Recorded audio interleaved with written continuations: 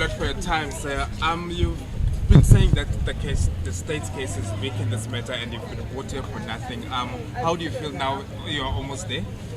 Well, it was very disappointing that the state had to surrender to the pressure of the AfriForum. The state must always act independently and must not be biased, and should never favor especially racist organizations like AfriForum.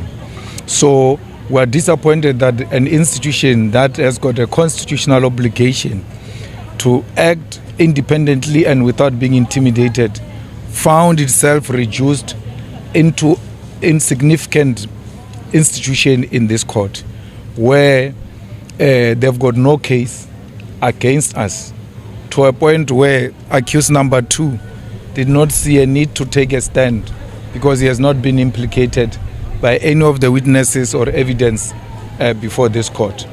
But when we joined the struggle, we knew this is part of the journey we're going to travel. We're not complaining. We got an opportunity to present our side of the story, and we hope that the court will arrive at a proper conclusion. And you were quite bold in saying that the AfriForum is after you, after your family, after your dignity. Why? Why do you think they're after you? The AfriForum is threatened by anyone who's advocating for a seat on the table for African people.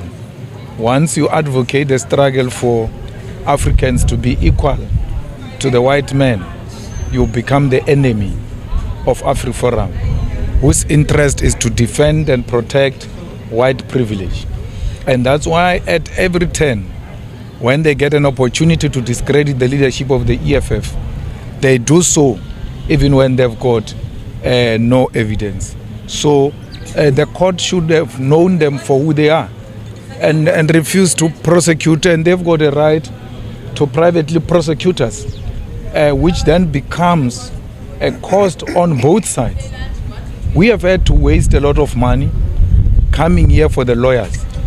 What if I had sold my house to get the best lawyers to represent me? My children will be on the streets on matters that, when properly canvassed before the court, a prosecutor should have said, I'm not going to prosecute on this matter. We brought Larry Mabunda, not now, during 174. The prosecutor said in his argument against 174 that had he known the facts he knows now about Larry Mabunda, he would have charged him. That was the end of the case. He did not charge him. It's too late to charge him. He should have just retreated from that case and abandoned the case if he was objective. But we are where we are because you can't persecute people without facts. And Mr. Mabunda is not persecuted still. Do you think? No, he's not prosecuted. Do you think this is the ways for the state to protect itself? Well, had they prosecuted Mabunda, there are a lot of questions they were asking us which Mabunda would have answered as to why the cartridge was found there, whether the firearm really arrived here or not. Because one of the things I remember about Mabunda is that it looks like we traveled in the same plane on that day, SAA, and it doesn't allow rifles SAA inside it. So there are a lot of, and for sure when they looked at those facts, they realized they were not going to pass the test with Mabunda. So then you charge Adrian because you assumed Adrian is the owner of the company. The facts, when get presented now, they actually expose that he was not owning the company at the time. There was a person responsible for such licensing of those firearms.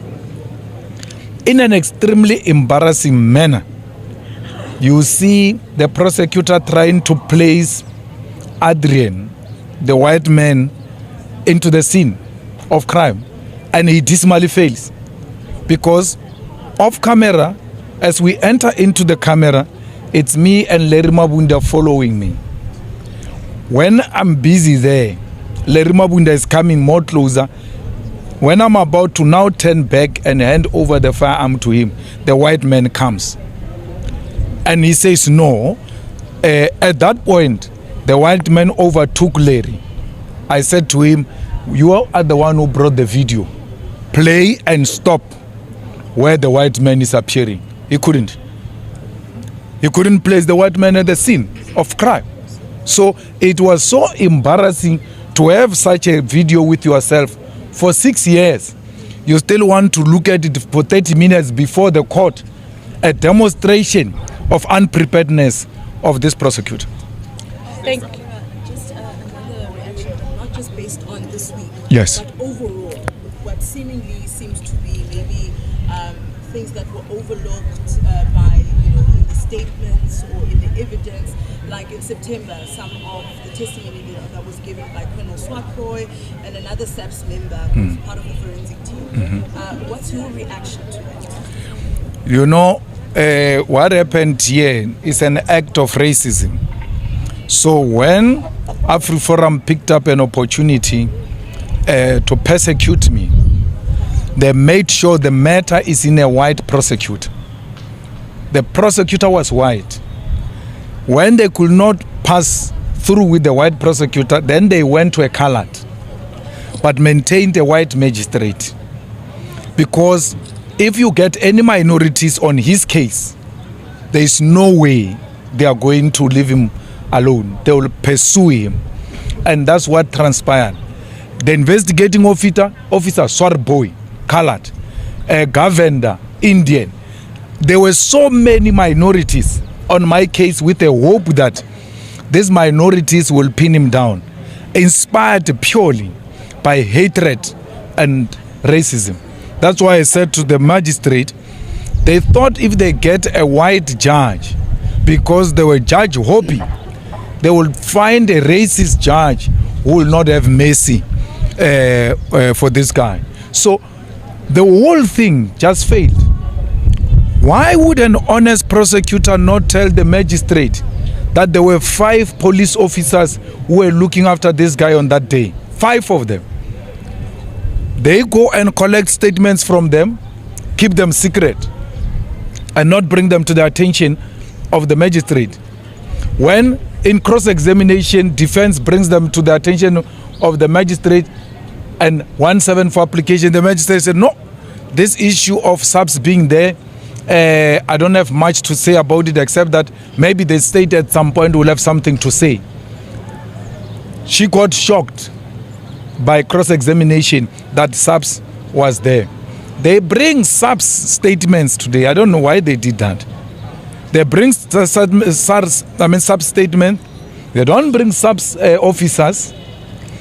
And then they read the statement themselves into the record. No single statement of the police say this guy did anything unlawful. So what was the point of bringing those statements here when they are not implicating us? So all of that combined, you can see that it's a concocted charges which are inspired by hatred and racism and the inability to defeat a person politically. And then you use the other means, including persecution. It's unfortunate the NPA allowed itself to be used in this regard. Are you happy with the conduct of the magistrate this time around? Because the last time you labeled her as incompetent. I'm not happy with the magistrate, but there's nothing I can do. It's the court. You need to ask a question yourself as journalist. When ballistic expert of the police was brought before the same magistrate, the magistrate never asked the ballistic expert of the police whether he's got a signature of the peer review. When our ballistic expert was brought to the case, he was told he does not have a peer review signature. The magistrate asked the question, what must I take this evidence for in the absence of the peer review? Why didn't she ask that question to the ballistics of SAPS, which did not have the same peer review signature? So the same way she's going to view the SAPS ballistics report in the absence of ballistics is the same way she must view ours. They all enjoy the same status. And I don't understand why police brought that, prosecutor brought that to the attention of the magistrate to say, but you don't have a peer review signature. Where is the peer review signature? our advocate was good enough to point it to them, and through our ballistics. Did their 9 ballistics report have a peer review signature? 2, no answer. They don't have signatures. This is the same magistrate. In a clever way, I told her today, I said the same court never asked the state ballistics whether they've got peer review, but you can ask ours as whether he's got a a peer review. And today I'm happy they call him an expert. Yesterday, had this not been exposed that they don't have a peer review signature, yesterday they wanted to disregard him and treat him as an entity who's not qualified expert because he does not have a peer review. Same magistrate.